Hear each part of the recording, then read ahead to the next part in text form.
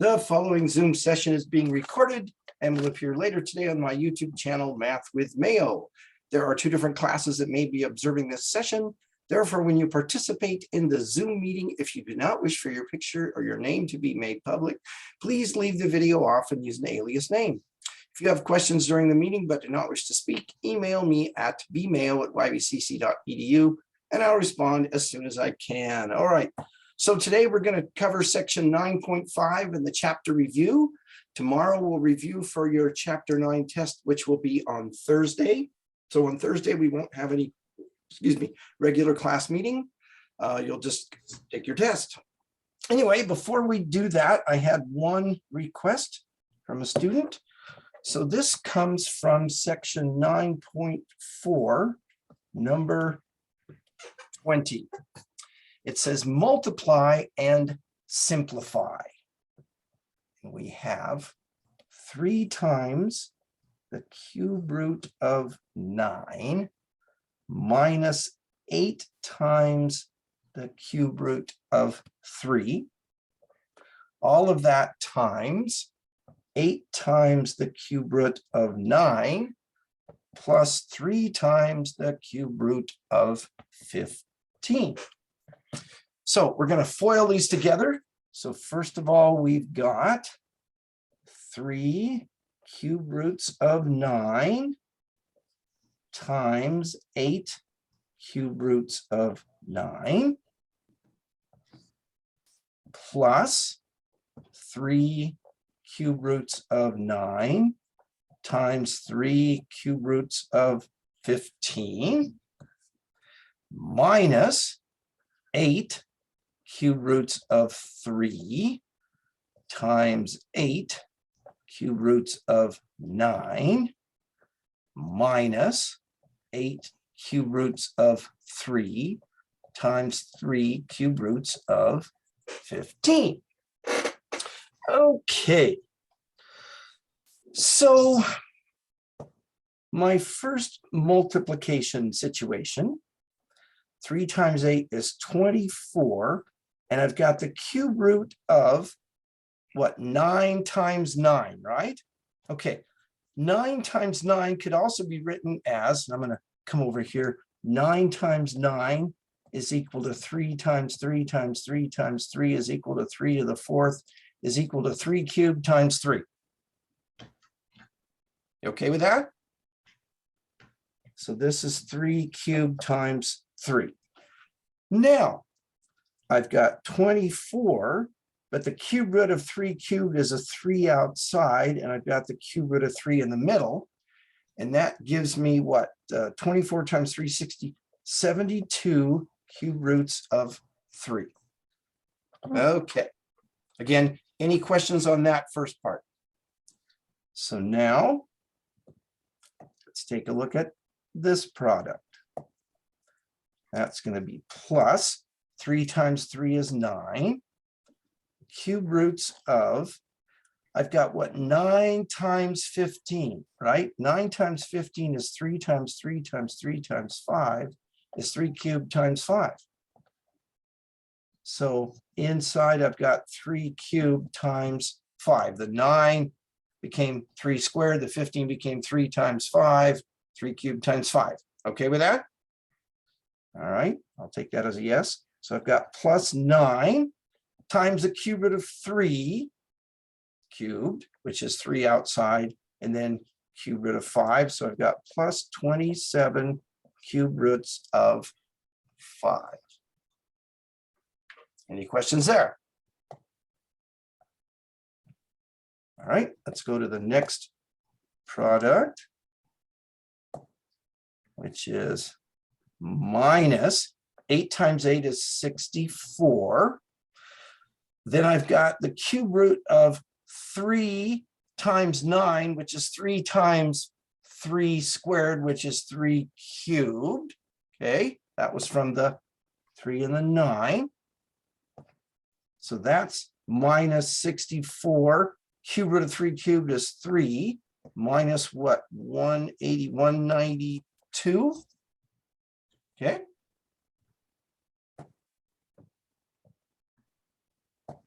And then finally this one. So that's minus 8 times 3 is 24. Cube roots of, I've got 3 times 15, 3 times 3 times 5. So 3 squared times 5, but I can't do anything with that. So I just got minus 24 cube roots of 45, or again, minus 24 cube roots of 45. So here is the final answer. To the student that asked about this problem, the only mistake that you made is you had a plus sign right there. Everything else was wonderful. But anyway, okay. Any questions on that before we move on? All right, here we go on to section 9.5. So in 9.5, we're going to solve radical equations. That is, we're going to solve an equation that contains one or more radical expressions. For instance, let's take a look at this first one. It says the square root of a minus 3 equals 1. Well, the way that we're going to go about solving these radical equations is, first of all, we're going to isolate. If there's just one expression that's a radical, which is the case in the first bunch that we'll look at, we want to isolate that radical first. It's already isolated. Next, we're going to square both entire sides of the equation. On the left side, the square root of a minus 3, the quantity squared gives me a minus 3. On the right side, 1 squared equals 1. Now we have a first degree equation. I'll add 3 to both sides. A equals 4. Let's check our work. If 4 goes in the place of a, we have this. 4 minus 3 is 1. The square root of 1 is 1. 1 equals 1. And our solution checks. Any questions about that example? All right, let's take a look at another one. The square root of 6x plus 1 equals 5. We already have the radical isolated. So again, we will square both sides.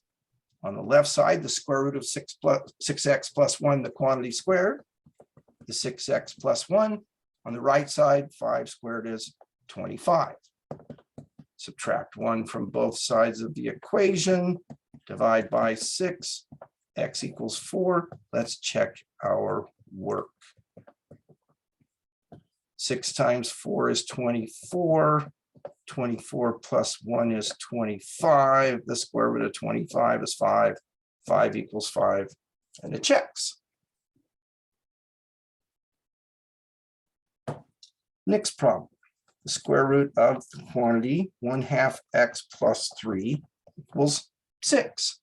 Again, the radical is already isolated, so again, we'll square both sides.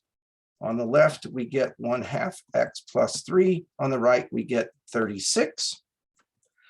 Subtracting 3 from both sides, 1/2 x equals 33. Multiplying both sides by 2, x equals 66. Let's check our work. The square root of 1/2 times 66 plus 3 equals 6. 1/2 times 66 is 33. 33 plus 3 is 36. The square root of 36 is 6. 6 equals 6, so it checks. Okay, now let's say we have the square root of 2a minus 3 plus 3, the 3 is outside of the radical, equals a. So as I mentioned earlier, but we didn't have to do yet, we want to isolate the radical expression. So we're going to subtract 3 from both sides of the equation. All right. Next, we're going to come in and we're going to square. I wanted to make that in red. We're going to square both sides of the equation. Notice on the right side, I'm not squaring the a and squaring the 3. I'm squaring the entire a minus 3. On the left side, I get 2a minus 3. On the right side, let's see, I get what? A squared minus 3a plus 9. Okay. So I've got 2a minus 3 equals a squared minus 6a plus 9. This is a second degree equation. I'm going to put everything on the right side of the equation. So I'm going to subtract 2a and add 3 to both sides of the equation.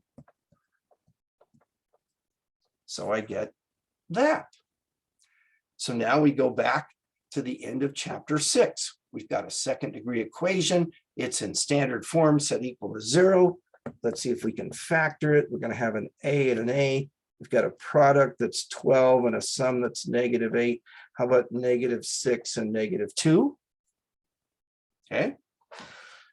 So if a minus 6 equals 0, we add 6 to both sides, a equals 6. If a minus 2 equals 0, we add 2 to both sides, a equals 2. So we have two potential solutions. Okay, so let's recopy the original problem on the next page. 2a minus 3 plus minus 3 plus 3 equals a. And our solutions were a equals 6, a equals 2. All right, so let's check our work. Let's take the a equals 6 and plug that in.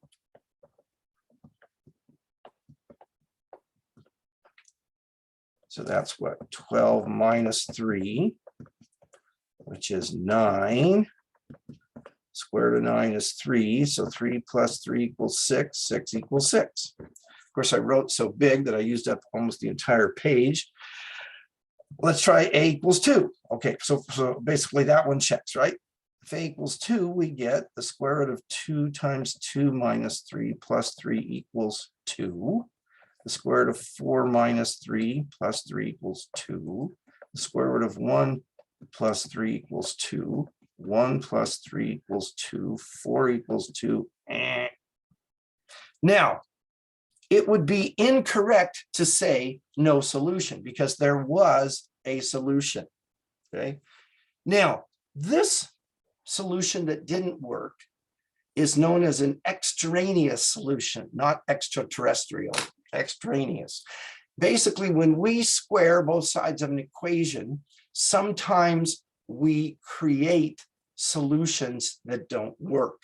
So it's critical that we always go back and check our answers. In this case, we got 2 answers. One of them worked, one of them didn't. I've seen examples where you get 2 answers and they both work. I've seen examples where you get 2 answers and neither one of them work. So check your work. Okay. Next problem. Square root of 3x plus 5 equals 2.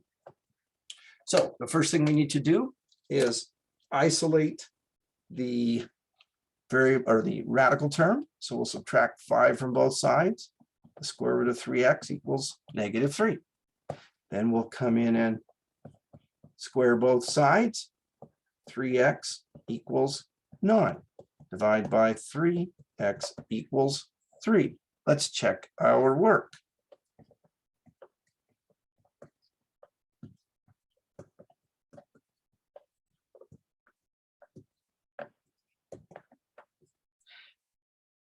The only solution that I got didn't work, so there's no solution. Now, what the directions in the book on this problem said solve each equation, write all proposed solutions. So that would be this. Cross out those that are extraneous. So you'd come up with 3, you'd cross it out, and then you'd write no solution. Now, sometimes WebAssign will ask you for extraneous solutions, sometimes it won't. Notice something. Let's go back to right here. When we isolated the radical, Can the square root, can an even root of a quantity be negative? No. So really, right here, we already could see this wasn't going to work. But sometimes WebAssign will ask you to find that proposed solution anyway. If it doesn't, and you see that, you could go straight there. But read and follow the directions carefully. Okay. All right. Now, what about this situation where we've got a cube root? Again, we want to isolate the radical, but what we're going to do is cube both sides. So on the left side, we get 12m plus 4. Excuse me. On the right side, we get 4 times 4 is 16 times 4 is 64. Subtract 4 from both sides. 12m equals 60. Divide by 12. M equals 5. Check your work. The cube root of 12 times 5 plus 4 equals 4. The cube root of 60 plus 4 equals 4. The cube root of 64 equals 4. The cube root of 64 is 4. 4 equals 4, so it checks. All righty. And let's see here. How about this one? We've got x cubed plus 56 to the 1/3 power equals x plus 2. So instead of it written in radical notation, cube root, it's written in exponential notation, but we would still cube both sides of the equation. On the left side, we get something fairly nice, x cubed plus 56. On the right side, we get this. We get x plus 2 times x plus 2 times x plus 2, right? 3 identical factors of x plus 2.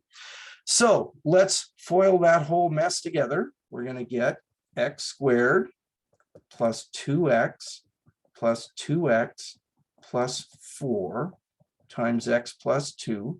Combining like terms, we get x squared plus 4x plus 4 times x plus 2. Then we're going to get x cubed plus 2x squared plus 4x squared plus 8x plus 4x plus 8. Combining like terms, I get x cubed plus 6x squared plus 12x plus 8. Okay. This is a 3rd degree equation, so I'd want to put everything on one side set equal to 0. So let's move everything to the right. I'm going to subtract x cubed from both sides and subtract 56 from both sides. However, when I do that, it now becomes a 2nd degree equation. That, okay, so I have a 2nd degree equation in standard form. I can take out a greatest common factor of a 6, x squared plus 2x minus 8. X and x, how about a plus 4 and a minus 2? So x plus 4 equals 0.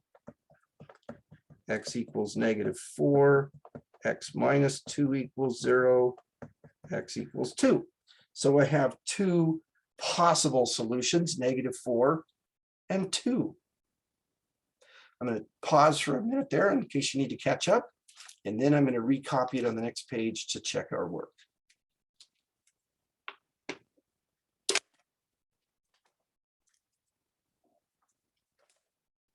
We good to go on? I guess so. All right.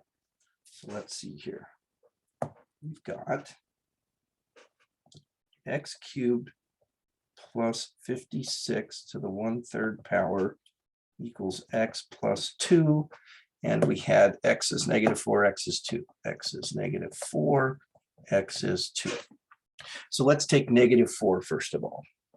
-4, the quantity cubed, plus 56 to the 1/3 power equals -4 plus 2. -4, the quantity cube, -4 times -4 times -4 would be -64. -4 plus 2 is -2. -64 plus 56 would be -8.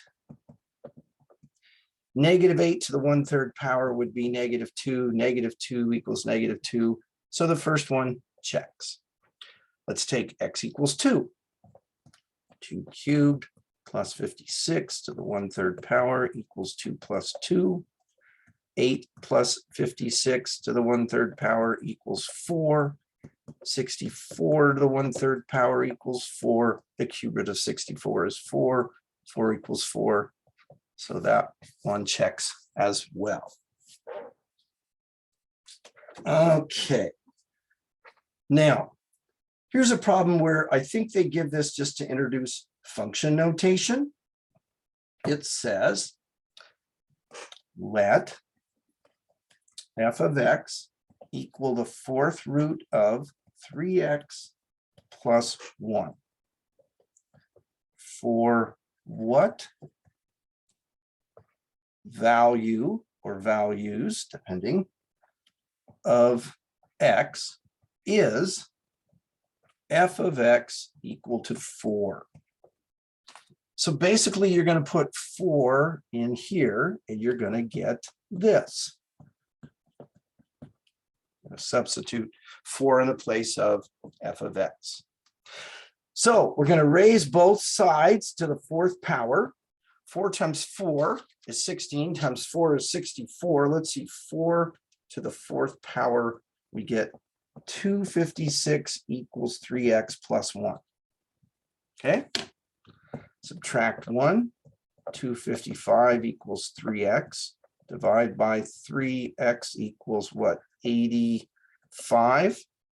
I believe that's correct, 85.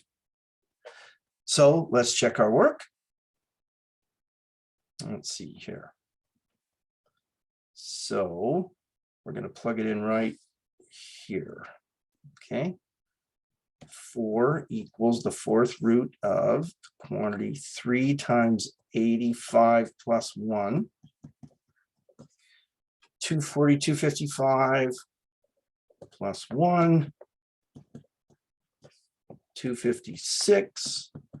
And the 4th root of 256 is 4. So it checks. All right, let's take a look at a problem where we have 2 radicals in the same equation.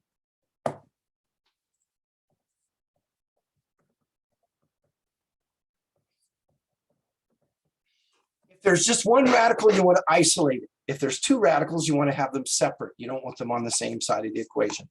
These are already separate. They're both square roots, so I'm going to come in and square both sides. On the left, I get m plus 4. On the right, I get 2m minus 5. Solving for m, I'm going to subtract m from both sides. I'm going to add 5 to both sides. M equals 9. Let's see.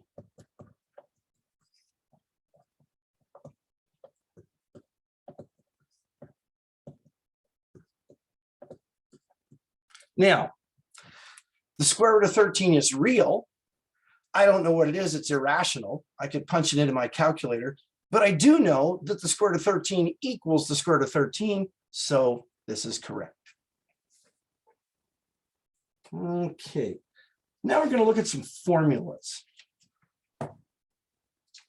This says D equals 1.4 times the square root of h, and we are to solve for h.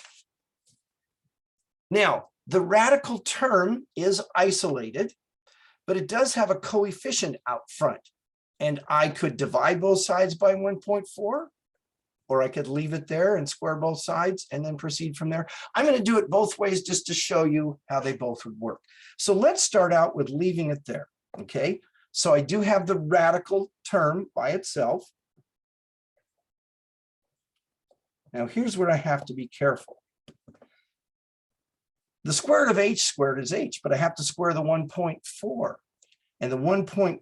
So this is 1.4 squared, square root of h squared, which is 1.96 h squared. Okay, 1.4 times 1.4. Oh, and the square root of h squared wouldn't be h squared, it would be h, wouldn't it?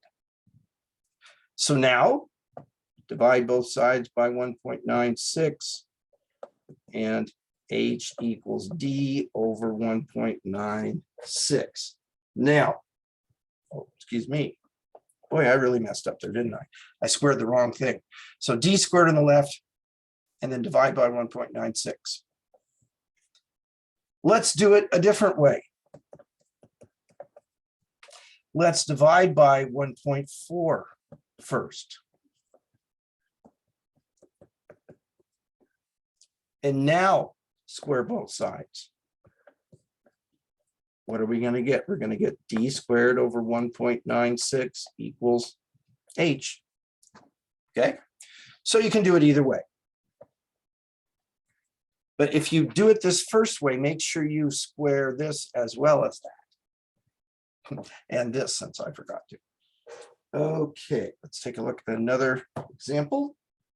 D equals the cube root of 12v over pi, and we are to solve for v. The radical is by itself. It's already isolated. I'm going to cube both sides of the equation. So I get d cubed equals 12v over pi. I need to get v by itself. So I'll multiply both sides by pi, which gives me pi d cubed equals 12v. Then I'll divide both sides by 12. So v equals pi d cubed over 12. Any questions there? Okay. This says r equals. Can you go back for just a second? You I betcha. don't have time to write it down. Oh, sure, no problem. Let me know when you're ready, or if you have any questions.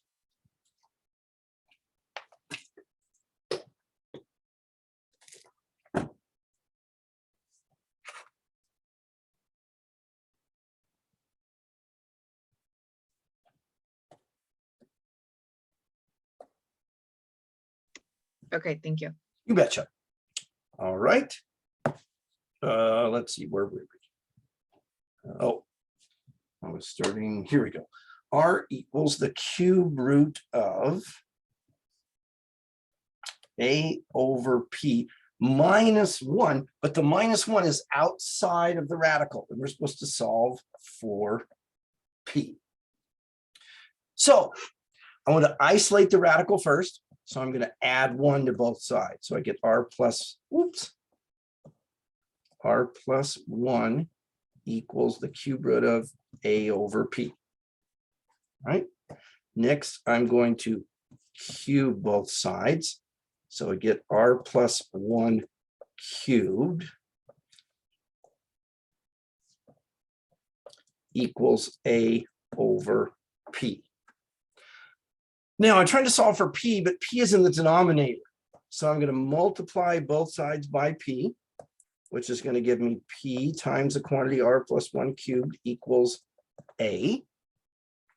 Then I'm going to come back and divide both sides by r plus 1, the quantity cubed. So I get p equals a over r plus 1 cubed. I remember the first time I did this problem, I went ahead and took r plus 1 cubed and FOILed it all out. And then I was so disappointed when I looked at the answer and they just left it like that. I thought, how lazy of them. So I'll be lazy too. All right. Let's see here. Let's do this one. We have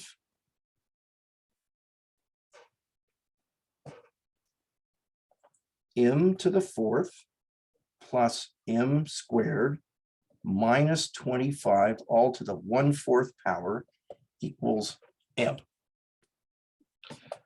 So I've got the radical term isolated. I'm going to raise both sides to the 4th power. On the left side, I get m to the 4th plus m squared minus 25 because those reduce down to 1 and something to the 1 power is just the something. On the right side, I've got m to the 4th power. I'm going to subtract m to the 4th power from both sides, and I get m squared minus 25 equals 0. That's the difference of two squares. So I get m equals -5, m equals 5. Let's check our work. If m is -5, I've got -5, the quantity squared plus, whoops, not the quantity squared, raised to the 4th power plus -5 squared minus 25 all to the 1/4 power equals -5. Okay. -5 to the 4th power would be 625 plus -5 squared is 25 minus 25, which would be 625, because those would cancel each other out.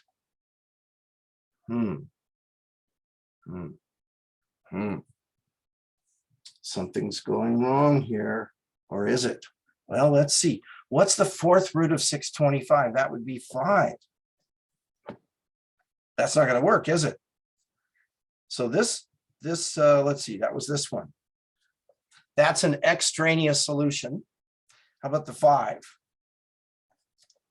5 to the 4th plus 5 squared minus 25 all to the 1/4 power equals 5.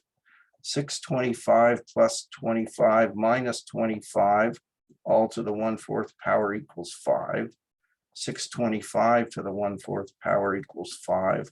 5 equals 5. That one checks. So the instructions in the textbook says solve each equation, write all proposed solutions, cross out those that are extraneous. So basically you'd find both those solutions and then you'd cross that out because that one is extraneous, meaning it doesn't work. All righty. Let's see. About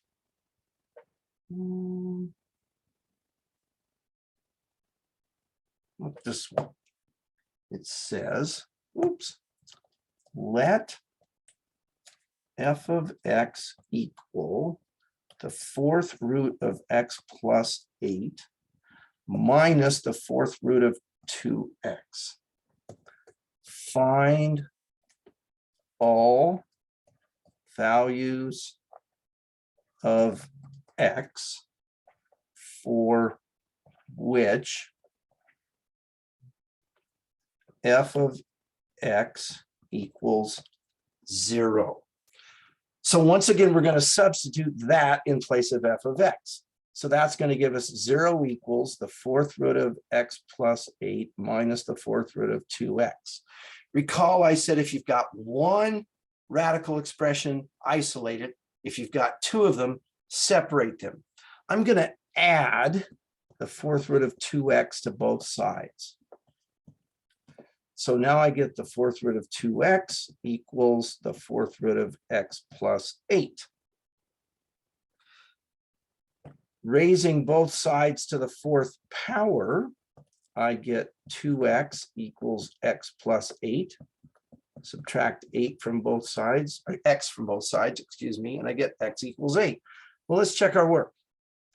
0 equals the 4th root of x, or 8 plus 8 minus the 4th root of 2 times 8.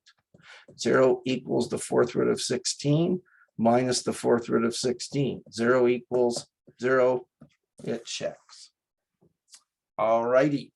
So for tonight, section 9.5, and then the chapter review. Tomorrow during class, we'll review And then Thursday, no class meeting, you'll just take your test. And with that, I'm going to stop the recording.